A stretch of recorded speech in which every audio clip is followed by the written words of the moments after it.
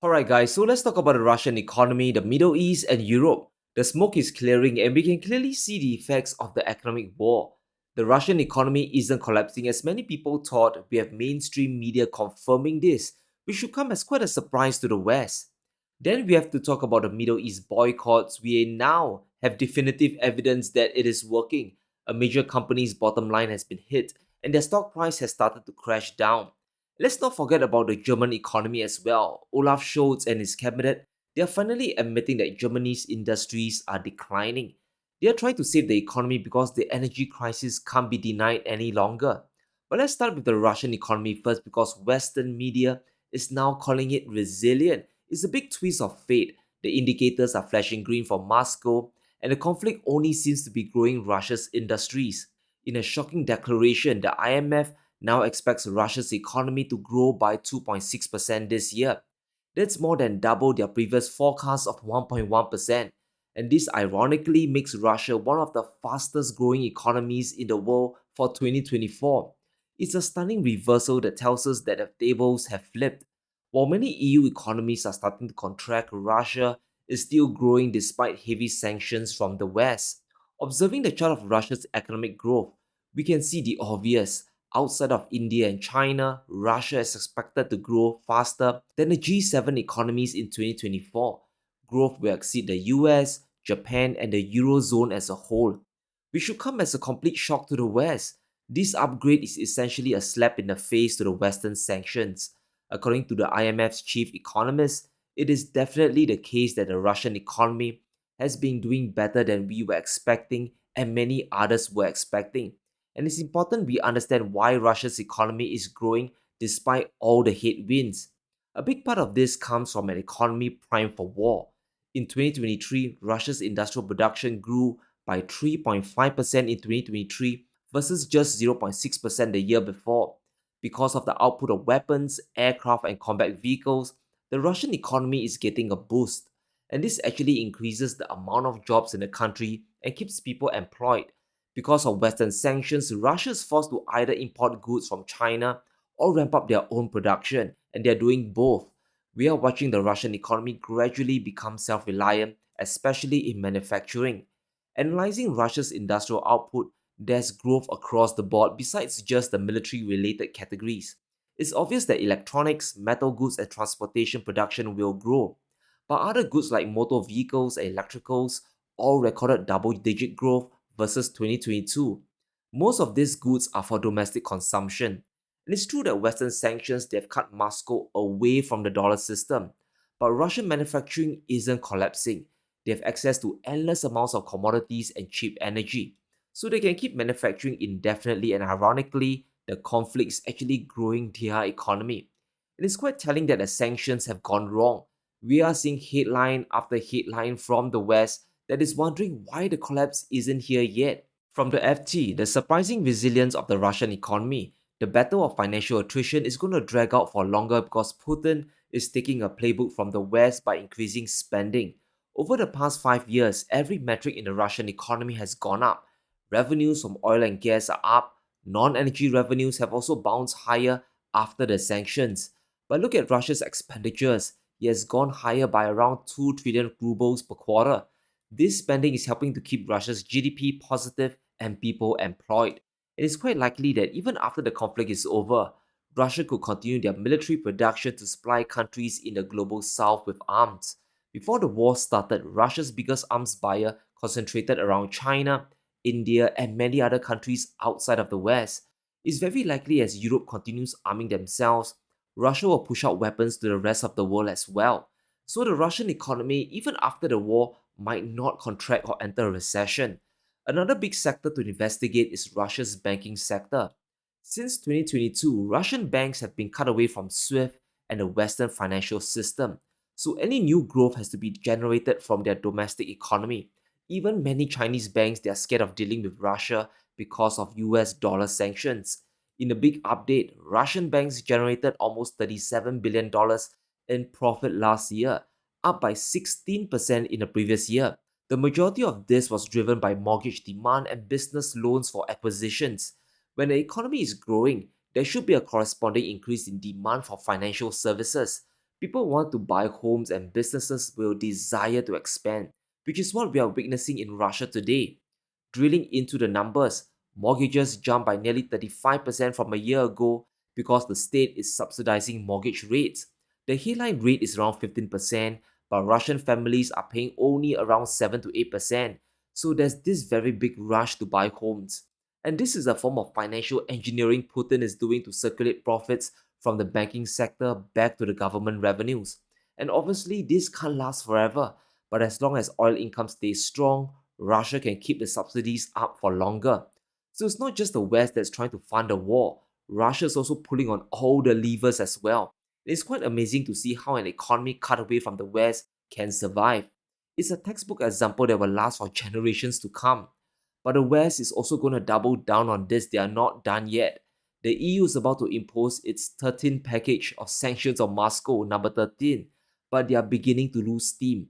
According to Reuters, there will be no new import bans in the next round of punishments. A big argument within the EU is to ban Russian exports like aluminium, but it's not going to happen. The EU still requires a lot of Russian commodities. As much as they hate Moscow, there's no way to fully punish them without disrupting your own supply as well. But speaking of punishments, let's talk about the Middle East for a bit. The Middle East punishing US brands and Western companies. Because there's no ceasefire coming, many Arab countries have been boycotting US fast food brands, and now we have definitive evidence that the companies are starting to feel the pain. McDonald's posts rare sales miss as the Middle East hit weakens their overseas business. And this is a watershed moment that boycotts in a single region have the power to collapse a company's profits. Because of weak sales in their international business division, the company shares were down by 4%. And that's billions of dollars lost in market cap. If you invested in McDonald's shares, you likely suffered a big hit yesterday. And this is a clear indication of Arab countries hitting back and voting with their wallets. It's a big warning signal to other brands, and this will likely continue for many quarters until a ceasefire happens. Even then, it'll take some time for sentiment to recover as well. Global store sales grew by only 3.4% in Q4, falling short of estimates of 4.7%. Even though net sales have risen by 8%, the problem lies with their international franchise division.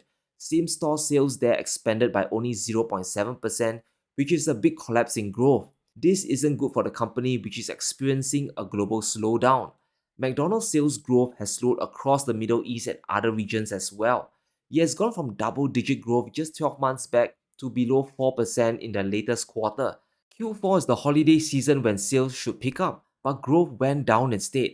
A big part of McDonald's as an investment is the intangible value of the brand. And in the Middle East, the brand is being avoided, which is going to slow down an expansion in a region that's full of potential. Countries like Egypt, which has a rapidly growing middle class, but many people there are avoiding the brand, and the pain is going to last for a long time to come. According to McDonald's CFO, he just admitted defeat in the Middle East. The chain expects no meaningful improvement for the segment that includes the Middle East until there's a resolution to the war. But I think that's quite a sanguine outlook. There's always the chance of boycotts spreading beyond the Middle East and affecting sales back in the US as well. The longer this war continues, a ton of unexpected things can happen. Starbucks themselves just released an earnings warning. Because of the Middle East conflict, Starbucks has cut their sales forecast and is warning of a weak second quarter. The CEO said that the company's sales in the Middle East have struggled, that boycotts within the US themselves has also hurt domestic demand. It's a double whammy here. Going into Q2, this situation could get worse the longer the war drags on. So geopolitics today is beginning to play a big role in investing. Not only must you consider company valuations, but their home country as well. Just like how Chinese brands are being demonized back in the US, now US brands are facing a wall of pain in the Middle East. And while American companies are suffering, another country is finally accepting reality.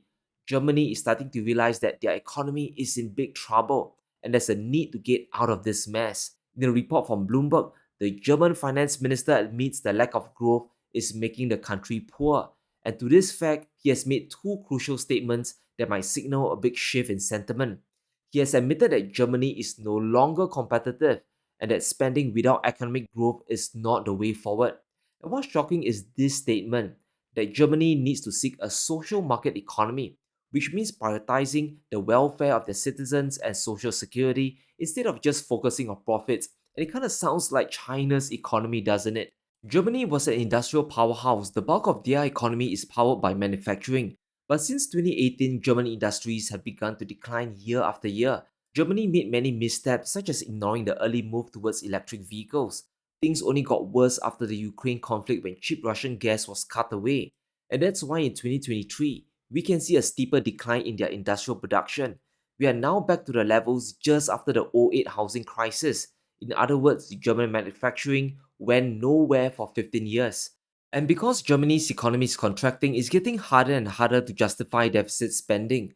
Unlike the US government, Germany is fiscally conservative. They can't afford to give endless subsidies, and that is taking a toll on their manufacturing base. Without these subsidies, Germany's EV sales are set to drop by 14% this year. The sticker price is just too high compared to Chinese cars like BYD, so German brands like Audi are going to scale back on their production.